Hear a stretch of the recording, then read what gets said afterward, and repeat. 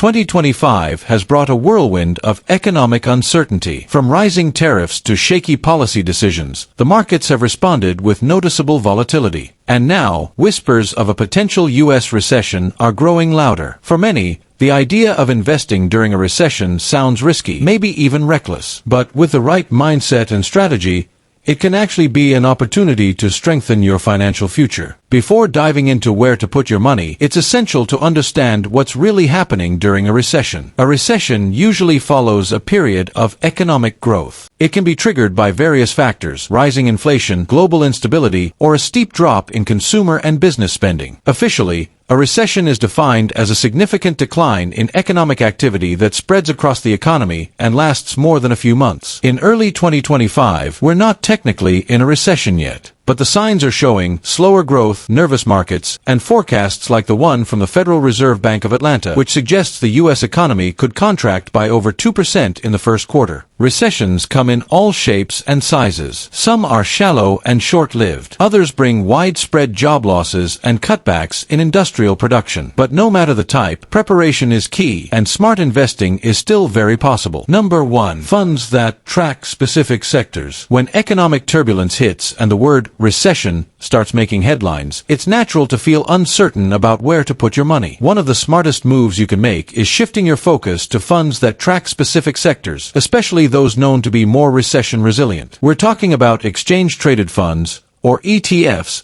and low-cost index funds. These are investment vehicles that pool together money from many investors to buy a diversified set of assets, often stocks from a particular sector or industry. Why does this matter? Because investing in a single company during a downturn can be risky. But when you spread that risk across multiple companies, the impact of one poor performer is softened by others that may be thriving. Let's say you invest in a healthcare ETF. That fund might include a mix of biotech firms, pharmaceutical giants, medical device companies, and health insurers. If one of those companies struggles, others may still perform well, keeping your investment steadier overall. Funds also offer a great entry point for investors who aren't comfortable picking individual stocks, especially in uncertain times. You don't need to analyze dozens of balance sheets or earnings reports. You're investing in a proven sector with built-in diversification. What sectors should you look for? Historically, industries like healthcare, utilities, and consumer staples have shown resilience during economic slowdowns. People still need medical care, electricity, food, and hygiene products,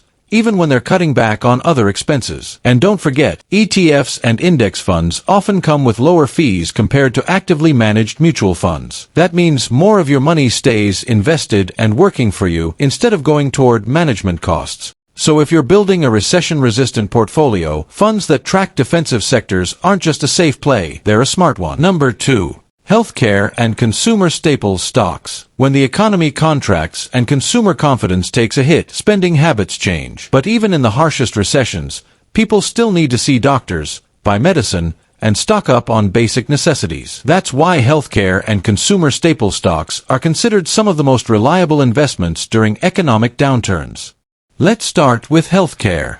This sector includes pharmaceutical companies, medical device manufacturers, hospitals, insurance providers, and biotech firms.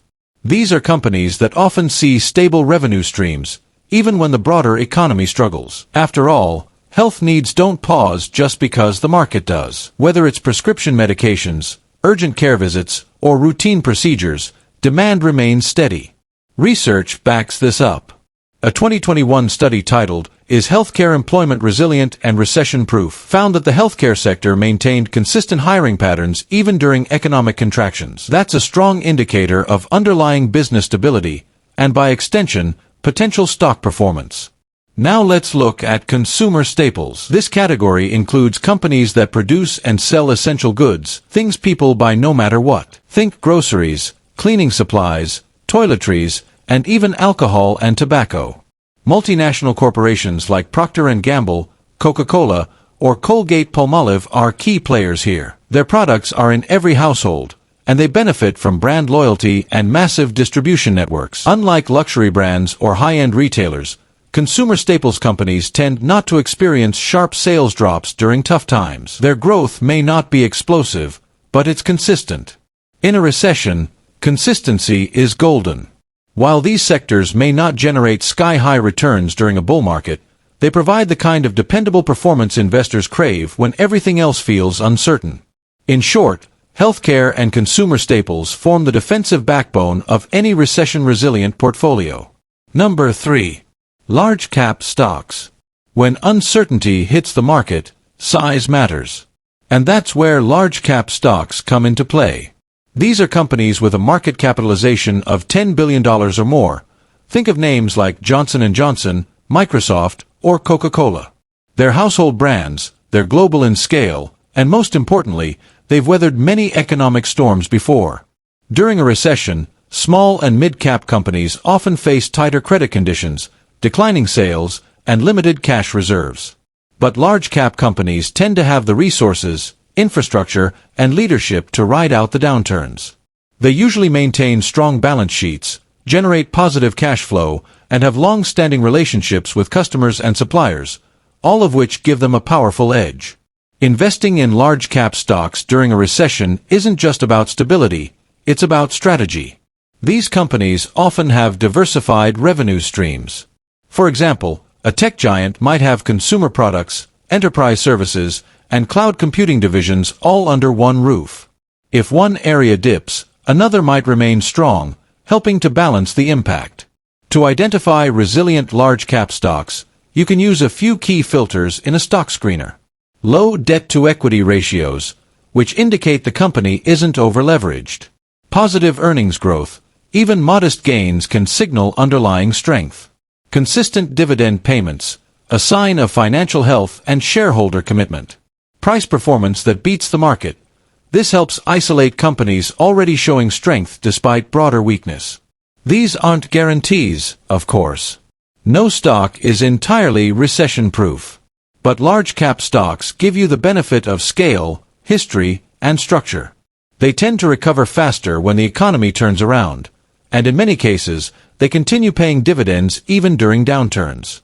In a turbulent market, investing in the giants can bring a sense of security, and more importantly, long-term gains when the dust settles. Desperation makes everything worse. Recessions can stir fear, and that's understandable. Job losses, market drops, political tensions. It can feel like everything is unraveling. But here's the truth. Recessions are a normal part of the economic cycle. They've happened before, and they will happen again. What matters most is how you respond. Investing during a recession isn't about timing the market perfectly. It's about staying grounded, staying informed, and staying invested. History has shown us that even the most severe downturns eventually give way to recovery, and those who keep calm, adapt, and stay focused on long-term goals are often the ones who come out ahead. After the dot-com crash in 2000, it took the market just under 6 years to fully recover. After the 2008 financial crisis, the bounce back was swift and powerful. And after the sudden COVID-19 crash in 2020, the S&P 500 soared to new highs in less than 12 months. The key takeaway: patience pays. Consistency beats panic.